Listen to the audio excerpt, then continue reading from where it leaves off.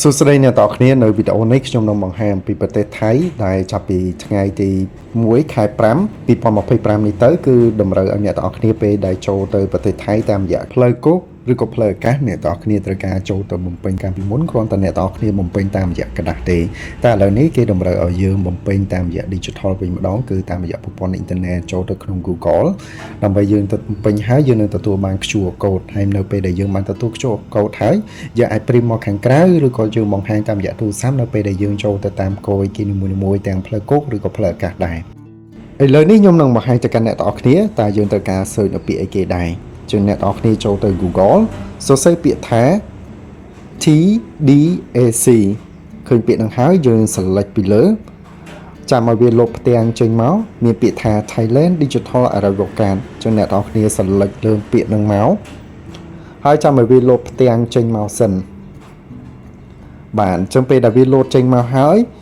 អ្នកខ្លះវាអាចលោតជាប្រអប់ឲ្យយើងគ្រីសអ្នកខ្លះគឺអត់មានលោតទេអញ្ចឹងអ្នកទាំងអស់គ្នាបើវាលោតចេញគ្រីសចឹងមកគឺអ្នកទាំងអស់គ្នាចុចគ្រីសនៅលើប្រអប់ហ្នឹងហើយរងចាំឲ្យវាចេញផ្ទាំង2ចេញមកគឺ Arrival Card និង Update Arrival Card ចឹងបើយើងបំពេញលើកទី1ទេអ្នកទាំងអស់គ្នាចុចលើ Arrival Card ទី1ហ្នឹងមក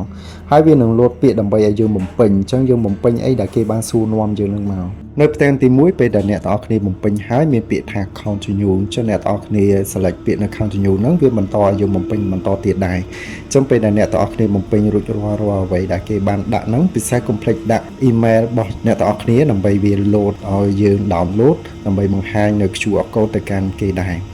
ហើយបើអ្នកទាំងអស់គ្នាចង់ឲ្យពួកខ្ញុំបំពេញឲ្យអ្នកទាំងអស់គ្នាគ្រាន់តែកត់សន្តាគារសម្បត្តិចំហពួកខ្ញុំនឹងបំពេញ free ទៅកាន់អ្នកទាំងអស់គ្នាដោយមិនគិតថ្លៃទេអរគុណច្រើនដែលតាមដាននៅវីដេអូនេះដល់ចប់ដែរ